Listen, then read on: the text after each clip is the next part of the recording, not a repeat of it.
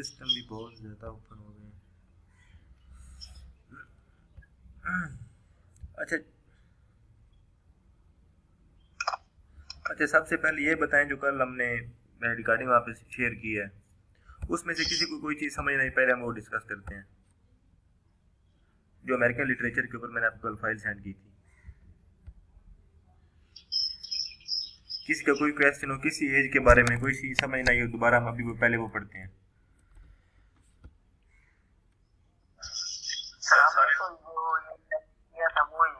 जी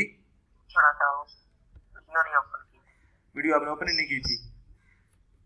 नहीं सर, मुझे लगा कि वो जो आपने बाकियों के लिए भेजा जिन्होंने क्लास नहीं ली इसलिए। अच्छा अच्छा, कल आपने कितना पढ़ा था?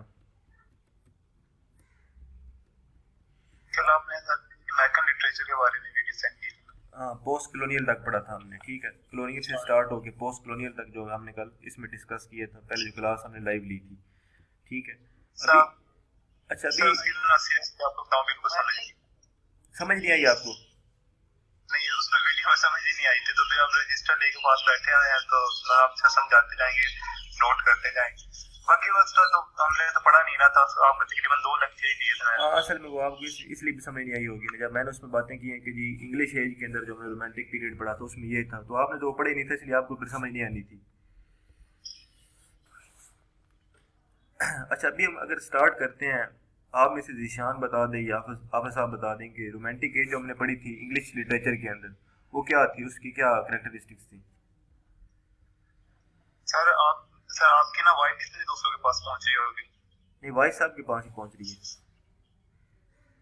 अब ये नहीं पहुंच रही सर, वो उन्होंने वो कॉल नेट पे क्लिक करना है तो तब उनके पास पहुंचेगी। हाँ वो तो है, ये दोनों नहीं कर रहे, इनबॉक्स मैसेज आ रहे हैं पर की आवाज नहीं आ रही। अब बंदा क्या करे? जहाँ पे म्यूट है नहीं आ रही है आवाज, आ रही है आवाज। गर्ल्स को भी आवाज आ रही है? अब आ रही है जी जी। अच्छा, गर्ल्स में से आ रही है, शुमाइला आपको आ रही है आवाज, या जुमर है या बाकी मलाइका भी है? सर आ रही है। ठीक हो गया जी। आवाज सबको आ रही होती है, लेकिन मसला ये होता है यहाँ पे बोलना को नहीं चाहता, सब ये कहते हैं हमें आवाज नहीं आ रही।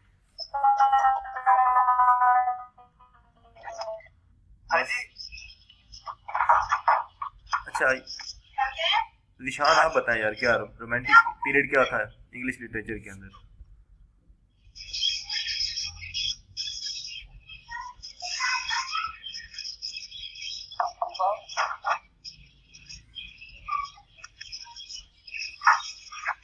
बताएं जी।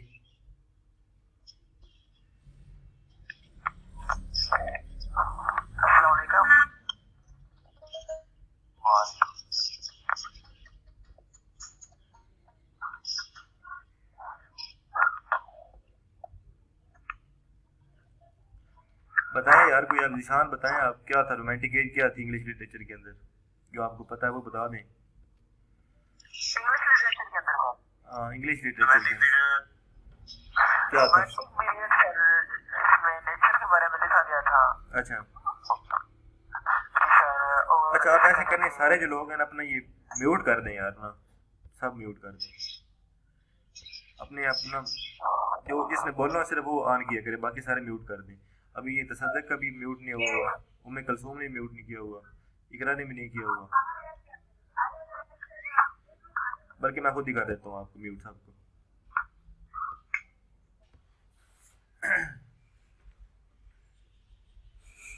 अच्छा, हमने ना जो इंग्लिश लिटरेचर के अंदर पढ़ा था, इंग्लिश लिटरेचर की जब हम बात करेंगे उसका मतलब ये होगा कि जो ब्रिटिश के अंदर, ये यूके के अंदर लिटरेचर लिखा गया, ठीक है, इसका मतलब ये होगा। हालांकि जो अमेरिका के अंदर लिखा गया ये भी लिखा इंग्लिश लैंग्वेज के अंदर गया है, लेकिन इसको हम कंसीडर करते हैं जी अमेरिकन लिटरेचर।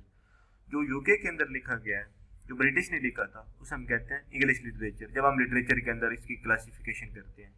तो रोमांटिक एज जो थी वो इंग्लिश लिटरेचर के अंदर भी थी, और यहाँ पे भी रोमांटिक पीरियड अमेरिकन लिटरेचर के अंदर भी है, ठीक है, दोनों जगह पे है।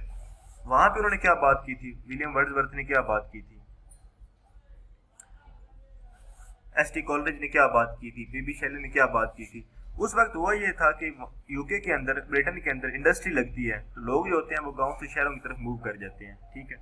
जब लोग गांव से शहरों की तरफ मूव कर जाते हैं तो जाहिर बात है गांव जो है वीरान हो जाते हैं, शहर आबाद हो जाते हैं, ठीक है, लोग आबादी शहरों में बढ़ना शुरू हो जाती है। तो वर्ड्सवर्थ ने, एस टी कॉलरिज ने, इन्होंने क्या किया है, इन्होंने जनाब अपनी पोइट्री लिखी है। उस पोइट्री के जरिए ना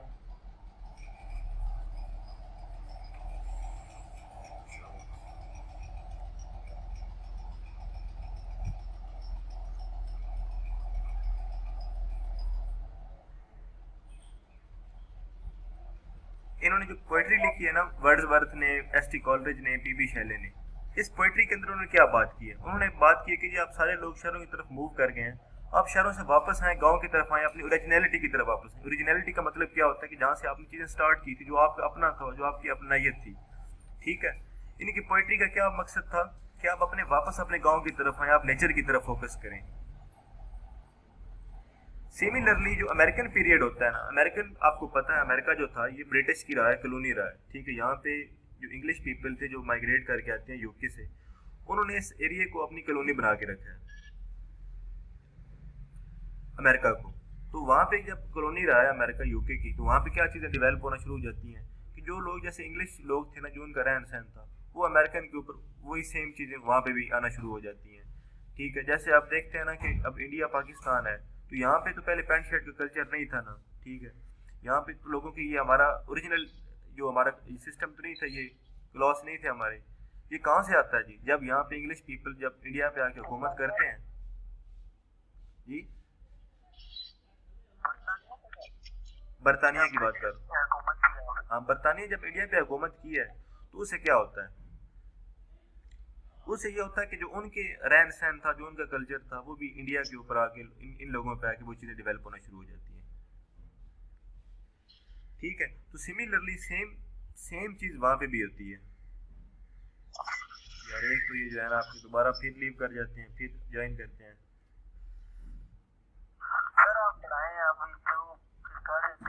अच्छा, बाकी ये बताएं कि आपकी जो अभी टोटल स्ट्रेंथ था वो 32 हो गई है?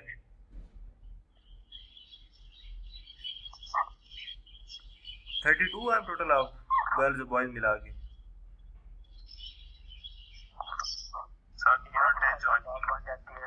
इधर तो आप 10 है ना, लेकिन आपकी जो उधर ऑनलाइन जो हुई है ना, आपकी जो आपके बने हैं लॉगिन बने, उधर 32 लोग शो हो रहे हैं आपके, टोटल स्ट्रेंथ जो आपकी थी। आपके ग्रुप्स में भी इतने लड़के नहीं है मेरे ख्याल, गर्ल्स में भी कोई 9-10 टोटल है, बॉयज में भी 10-12 इतने ही है। तो इधर तो आपके 22 बनते हैं, उधर 32 लोग हैं।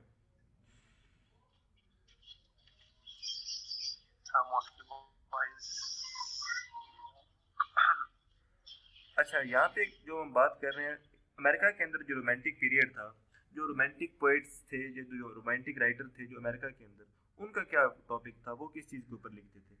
वो इस चीज़ के ऊपर लिखते थे कि जो यहाँ पे जब अमेरिका जब कॉलोनी बना रहा है ना ब्रिटिश के, एक मिनट में सबको म्यूट कर लूँ यार, फिर आप बोलना शुरू हो जाते हैं इसमें।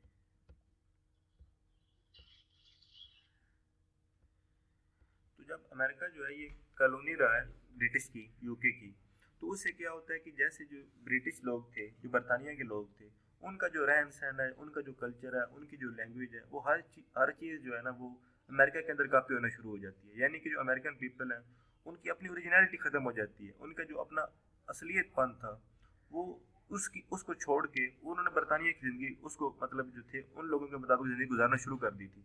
जैसे कि मैं आपको मिसाल दे रहा हूँ यहाँ पे बरसगीर की, इंडिया की, तो यहाँ पे क्या होता है, यहाँ पे भी तो यही चीज़ होती है ना। यहाँ पे जो पैंट शर्ट के कल्चर था, जो इंग्लिश लैंग्वेज के कल्चर था, वो हमारी तो ज़बान नहीं थी, हमारे नेटिव लोगों की ज़बान तो नहीं थी, वो क्यों यहाँ पे डेवलप होती है? जब यहाँ पे बरतानिया के लोग आते हैं, अंग्रेज़ों की यहाँ पे हुकूमत रहती है, तो उससे वो चीज़ें यहाँ पे भी फ्लरिश होना शुरू हो जाती हैं। सिमिलरली अमेरिका के अंदर भी ये चीज़ होती है, क्योंकि अमेरिका जो है ये यूके की कॉलोनी रहा है, ठीक है। तो वहाँ पे भी ये चीज़ होती है, लेकिन रोमांटिक पीरियड के अंदर आके जो इनके रोमांटिक पोइट्स होते हैं, अमेरिकन जो राइटर्स होते हैं, वो ये कहते हैं कि जी आप ब्रिटिश का स्टाइल को छोड़ के हमें अपनी ओरिजिनलिटी की तरफ वापस आना चाहिए। ये सेम बात वही थी जैसे वर्ड्सवर्थ ने बात की थी, एस टी कॉलरिज ने बात की थी, पी बी शैले ने बात की थी। वो क्या बात करते थे? वो कहते थे कि आप शहरों को छोड़ के अपने गाँव की तरफ, अपनी ओरिजिनलिटी की तरफ वापस आएँ। ये कहते थे कि जी आपको जो अपना स्टाइल है ना, आप उसकी तरफ वापस आएँ, जो लिखने का स्टाइल आपका होता था, जो आपकी अपनी लैंग्वेज थी। अब जैसे यहाँ पे देखें ना, हिस्ट्री के अंदर एक मिसाल भी दी हुई है कि जो सैमुअल जॉनसन था, ये एक डिक्शनरी थी जो कि बरतानिया के जो ब्रिटिश पीपल ने बनाई थी इंग्लिश लैंग्वेज के लिए। तो अमेरिका के अंदर भी इसी के ज़रिए वो मतलब मदद लेते थे किसी अगर वर्ड का मीनिंग देखना हो तो। लेकिन रोमांटिक पीरियड के अंदर इन्होंने पहली दफ़ा वेबस्टर डिक्शनरी बनाई है जो कि अमेरिकन पीपल ने खुद बनाई है, ठीक है। यानी कि इन्होंने अपना स्टाइल, अपनी लैंग्वेज है उसमें डेवलप करना शुरू कर दी है। ये पॉइंट था इसमें, ठीक है। सेकंड, अगर हम इसमें देखते हैं ना, तो वो जी dominant genre of literature and focus of writers, कि जी इस एज के अंदर रोमांटिक पीरियड जो था अमेरिकन लिटरेचर के अंदर, इसमें डोमिनेंट जॉनरा कौन था लिटरेचर का, और जो राइटर्स थे उनका फोकस किस चीज़ के ऊपर था, ठीक है। तो इसके अंदर पोइट्री एंड नॉवल जो थे, जैसे वहाँ पे आपने पढ़ी होगी रोमांटिक जो एज थी इंग्लिश लिटरेचर के अंदर, वहाँ पे भी आपको पता पोइट्री लिखी गई है, विलियम वर्ड्सवर्थ ने, एस टी कॉलरिज ने पोइट्री के अंदर लिखा है। सेम यहाँ पे भी जो अमेरिकन लिटरेचर के अंदर रोमांटिक पीरियड था, यहाँ पे भी poetry and novel were most famous genre of literature of this age. American writers of romantic age were also inspired from British romantic poets like William Wordsworth and S.T. Coleridge। इस line के अंदर वो बात कर रहे हैं कि जो अमेरिकन जो रोमांटिक पीरियड के जो राइटर थे ना, ये बेसिकली इंस्पायर थे जो ब्रिटिश पोइट्स थे ना रोमांटिक एज के, ये उनसे इंस्पायर थे। अब रोमांटिक जो ब्रिटिश रोमांटिक पीरियड के कौन से फेमस राइटर्स थे, उसमें विलियम वर्ड्सवर्थ था, एस टी कॉलरिज था। यानी कि उससे ये लोग जो थे अमेरिका के अंदर भी लोग इनसे इंस्पायर थे, जो इन्होंने बातें की है ना कि आप अपनी ओरिजिनलिटी की तरफ वापस आएँ। हमें भी इन चीज़ों को फॉलो करना चाहिए, ठीक है। आगे इसके अंदर कैरेक्टरिस्टिक्स दी गई हैं इस रोमांटिक एज का जो लिटरेचर लिखा गया, इसकी क्या क्या थी। उसमें फर्स्ट चीज़ है जी इंडिविजुअलिज्म, नेचर के ऊपर ये कहते थे बात करें। इमेजिन जो आपने सेम चीज़ें ये पढ़ी हैं इंग्लिश लिटरेचर के अंदर रोमांटिक एज के अंदर। इंडिविजुअलिज्म क्या होता है कि हर बंदे की अपनी आइडेंटिटी हो, चाहे वो कॉमन बंदा है, चाहे अमीर है, गरीब है, हर बंदे की अपनी आइडेंटिटी तो है ना। हर बंदे को कॉमन मैन की डिग्निटी की ये बात करते थे। इसके अलावा नेचर की बात करते थे। बाकी आपने इस अमेरिकन की जो आपकी रोमांटिक पीरियड है, इसके जो फेमस राइटर्स हैं वो आपने देख लेने हैं। उसमें एक विल्डो एमरसन है, राल्फ विल्डो एमरसन। इसकी आगे ये बुक नीचे मेंशन की गई है, नेचर टू सेल्फ रिलायंस, ठीक है। बाकी नेक्स्ट आपका एडगर एलन पोए है, हेनरी वर्ड्सवर्थ लॉन्गफेलो है। ये वर्ड्सवर्थ और है जो आपने वहाँ पे पढ़ा इंग्लिश के अंदर, ये वो वर्ड्सवर्थ नहीं है। इसके अलावा नेक्स्ट आपके एमिली डिकिंसन है। इसके अलावा जो नेक्स्ट इस पीरियड के अंदर जो रोमांटिक पीरियड है आपका, जो यहाँ पे चीज़ याद रखने वाली है वो है जी ट्रांसेंडेंटलिज्म, ठीक है। ट्रांसेंडेंटलिज्म मूवमेंट थी जो कि रोमांटिक पीरियड के अंदर यहाँ पे स्टार्ट हुई थी। अभी मैं आप में से एक को मेंशन करूँगा सिर्फ, उसने अपने आप को अनम्यूट करना है और उसने बताना है कि जी रेनेसां पीरियड क्या था। आप में से शुमाइला आप बताएं, रेनेसां में क्या बात की थी उन्होंने इंग्लिश लिटरेचर के अंदर, आप अनम्यूट करके बताएं। शुमाइला मीर, हाँ जी आप बताएं, रेनेसां एज के अंदर क्या बात की थी उन्होंने। रेनेसां का मतलब क्या था?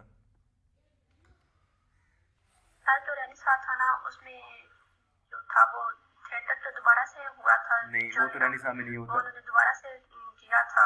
नहीं, वो तो नहीं हुआ था, वो रेनेसां में तो नहीं हुआ था, वो तो रेस्टोरेशन पीरियड में हुआ था। सॉरी सर, रेनेसां क्या था? सर याद नहीं आ रहा अभी। रेनेसां का मैंने आपको मतलब बताया था एनलाइटमेंट, ठीक है। यानी कि इस एज के अंदर वो लोग समझते हैं कि जी उनमें बड़ा शऊर आ गया था, ठीक है। लोगों ने हर चीज़ को लॉजिकली सोचना शुरू कर दिया था। बिल्कुल, वेरी गुड जी। इससे पहले ये था, रेनेसां पीरियड से पहले तो ये था कि जो रिलीजन था ना, जो मज़हब था, उसको बड़ा डोमिनेट था। वो कहते थे कि जी God is the centre of universe, कि जो कुछ भी होता है ये अल्लाह की मर्जी से होता है, इंसान को किसी चीज़ के ऊपर कोई चॉइस नहीं है, हमारी इख्तियार में कोई चीज़ नहीं है। जैसे मज़हब चाहता है, हम मज़हब के अंदर बिल्कुल मतलब हम जो है मज़हब के अकॉर्डिंग अपनी ज़िंदगी हमने गुजारनी है। लेकिन रेनेसां एज के अंदर ये कहते हैं कि नहीं जी, God is not the centre of universe, actually man is the centre of universe, ठीक है। इस चीज़ की बात करते हैं। तो सेम अमेरिकन लिटरेचर के अंदर जो ट्रांसेंडेंटलिज्म है, इसमें भी वो यही बात करते हैं। आप इसको पढ़ेंगे तो इसमें यही चीज़ लिखी हुई है कि there was a sense that organised religion had authority over one's personal life and individual choice for the transcendent. जो ये जो थे ना transcendentalist, this was a big no. तो इसमें क्या बात की गई है कि इससे पहले जो था ना, ये एक चीज़ प्रिवेल करती थी, लोगों के अंदर ये सोच पाई जाती थी कि ये मज़हब जो है ना, इसी को हमारे एक बंदे की ज़िंदगी के ऊपर फुल मतलब अथॉरिटी है। जैसे मज़हब